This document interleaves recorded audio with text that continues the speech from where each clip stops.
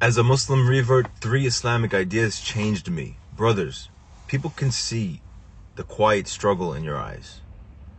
You're carrying the weight of this world, the weight of this life, this perfectness on the outside, but deep down you feel lost, trapped, and disconnected. I've been there, questioning if this is really all there is to life. But I want you to know this. You have the power to turn it around. And starting today, starting with this video and these 3 simple steps to change, let's walk this path together. But first, I want to share a personal story. And assalamu alaikum wa rahmatullahi wa barakatuh. When I first became Muslim, I was struggling with a few things. Everything felt like new, and it was, but it was also overwhelming. And on the surface, one would think I had it all. You leave this old life, come to a new life. You have a clean, fresh slate where your sins are erased. You have a new start. And on the inside, I was drowning in a sea of confusion and going through the motions, stuck in a routine, and taking into consideration what else was going on in my life. It drained me of some of the purpose and joy that I could have had. And I couldn't communicate with that to anybody around me, these ideas, or these feelings. I found myself questioning my identity in a world as a man that seemed to demand more than I could give. But despite my outward successes, I felt like a shell of a person that I was meant to be. So one night after another, sleepless, restless evening, I realized I had to make a change and I couldn't keep pretending everything was fine. So I took a deep breath and decided to start with the most fundamental thing that I had been neglecting, my relationship with Allah. The first thing I did was immerse myself in learning. I wanted to understand Allah beyond just the basics. Before, I had only skimmed the surface of my faith, but now I craved to know more. So I began reading the Quran with reflection, pondering over the meanings behind each verse. I started memorizing the names and attributes of Allah, trying to grasp their depth. This wasn't just about learning facts or fulfilling my obligation. It was about reconnecting with my Creator in a way that I had never done before. Slowly, I felt a sense of peace that had eluded me for so long. For the first time, I understood that I wasn't just here by chance. My life had purpose, and Allah was the center of it. This realization gave me a sense of clarity that I hadn't known before that. But knowing Allah wasn't enough. I had to face the uncomfortable truth about myself. I had spent years blaming everything and everyone around me for my dissatisfaction. Whether it's job or family expectations, even society itself, I had convinced myself that there were everything except myself as the reason for my unhappiness. But in that quiet moment of reflection, I asked myself, am I the man I'm meant to be? Am I fulfilling my duties as an individual in society, as a member of a family, as a man of my faith? It hit me like a ton of bricks. I had neglected the very people who depended on me the most. I had been so focused on fulfilling my responsibilities of the outside world, the job or finances, that I forgot about the emotional and spiritual needs of my own people. Some relationships were falling apart, and some family hardly saw me. I realized that true masculinity wasn't in what I provided externally, but in the strength of my character, my integrity, and my ability to be there for those who I loved. I knew that I had to take ownership of my life, my actions and my failures. There was no one else to blame. It wasn't about perfection, but about showing up, being consistent, and doing what I could, even if it felt hard. And it wasn't enough to just wish for change. I had to take responsibility and actually make it happen. That's when I took the next step, action. I knew I needed to start with small, practical changes, so I started with my prayer. I had been inconsistent often hitting snooze during Fajr or pushing it to the side when life got busy, making it up. We all know how it goes. May Allah protect us. But now I made a commitment to wake up on time, even if it meant moving my alarm clock across the room, putting my phone a little bit further. A few days I was struggling, but something changed in me. It wasn't just getting up for Fajr. It was about taking action, making an effort, even when my comfort zone tried to pull me back to sleep. Slowly, it became a habit, and I began to feel the strength that comes from discipline. I also started being more present with my family. A lot of people struggle with this. They're either living in anxiety, anticipating the future, depressed, regretting the past. You gotta have a presence issue and work on it. Stop checking your phone, stop checking emails, especially during like family dinners. You have to listen intently if you're married to your wife and your kids. And these are things for myself that I hadn't been doing before. And in turn, when I started doing that, I felt more connected and more purposeful. Over time, I realized that change wasn't a big dramatic shift, but a series of small steps taken consistently. Each prayer, each moment of honesty with myself, each action, no matter how small, built on the last one.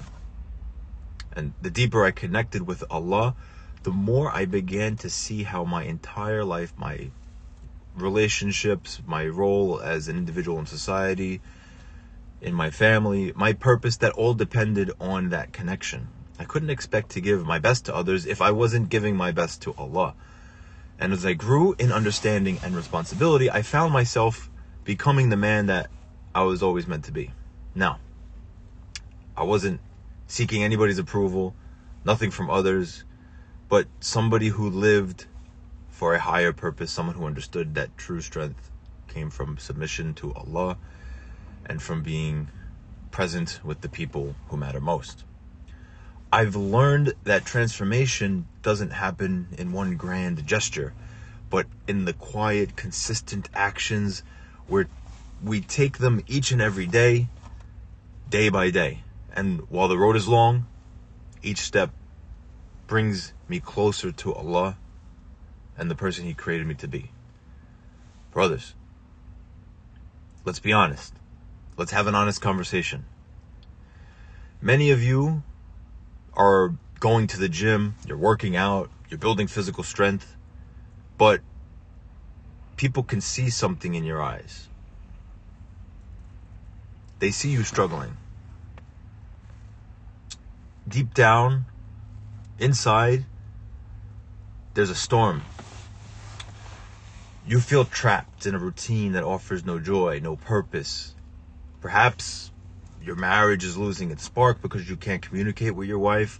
Or worse, you feel like you're losing your sense of masculinity in a world that demands too much and gives too little. Stuck in the motions, going through it day by day, really just living, just existing. Now, I know that pain because I've walked that road. I walked that same road. I've had moments where I looked around and thought, is this really everything? Is this really it?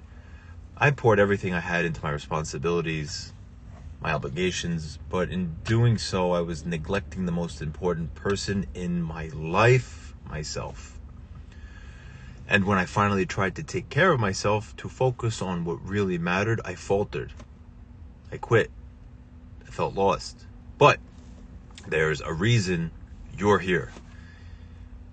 You've made it here. You've shown up, and that's already a victory. So don't underestimate that. But I want to challenge you to think beyond just getting stronger and motivated. I want to give you something deeper, something that will change your life, not just physically, spiritually, mentally, emotionally. I want to show you how to reclaim control over your life step by step. So the first step is to reconnect with your Creator. Brothers, many of you are running on fumes. I can see it. You're seeking answers in the wrong places that leave you feeling empty. But when you turn your heart back toward Allah subhanahu wa ta'ala, you will find peace in the chaos. This isn't about memorizing facts, reciting words. It's about understanding that your life has a higher purpose. You didn't come into this world by chance, and you won't leave it by accident.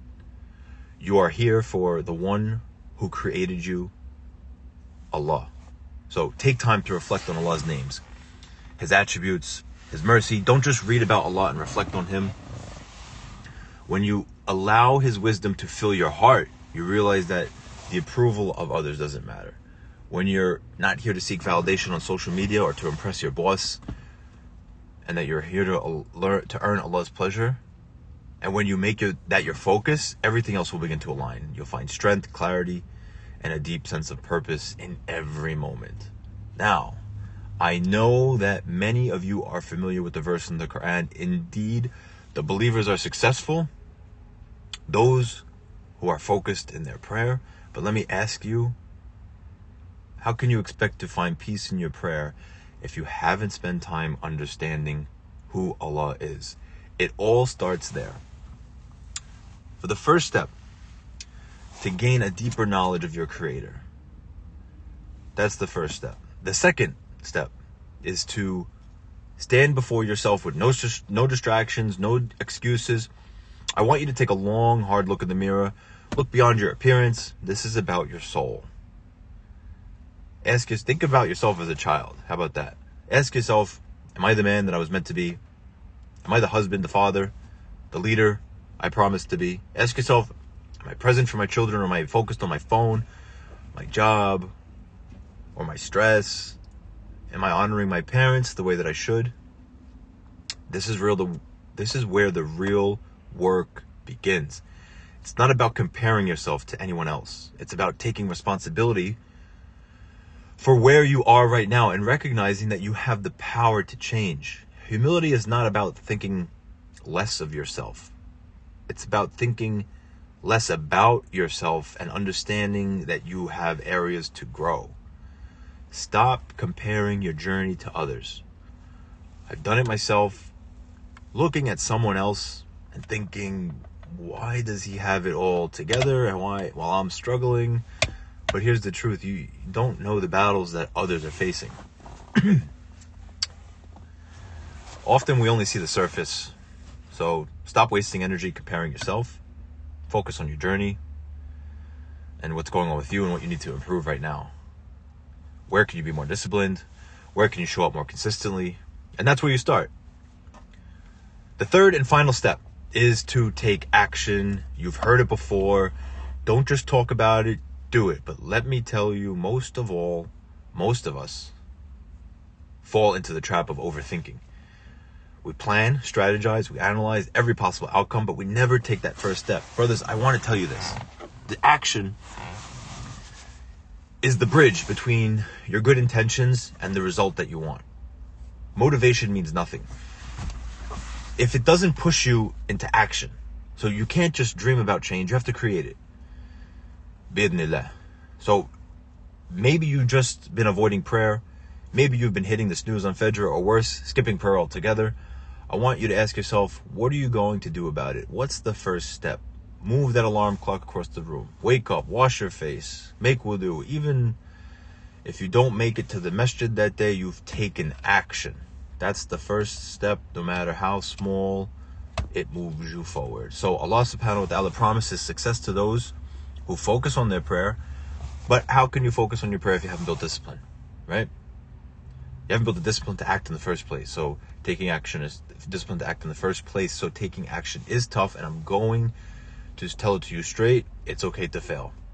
I've failed more times than I can admit, but being familiar with failure isn't the end. It's part of the journey. So every time you fail, get back up and you'll grow. You learn, and each time you rise, you get closer to the person that you were meant to become, closer to Allah. So to wrap this up, here are the 3 steps to take back that control of your life. So number 1, deepen your understanding of Allah. 2, be brutally honest with yourself and take responsibility for where you are. And number 3, take action, even if it's just a small step. You're the only one responsible, and you can't blame other people. You're responsible for your own life. As the man, the husband, the father, the leader, it's all on you. When you reconnect with Allah, take ownership of your actions and move with intention. and you will transform into the man Allah intended for you to be. May Allah make it easy for you and guide you. I'm excited to watch you guys take these steps. Let me know about it in the comments and keep pushing forward. I look forward to seeing you soon. If this message resonates with you and you're ready to make a real change, subscribe to the channel. And I look forward to sharing more with you. Assalamu alaikum wa rahmatullahi wa barakatuh.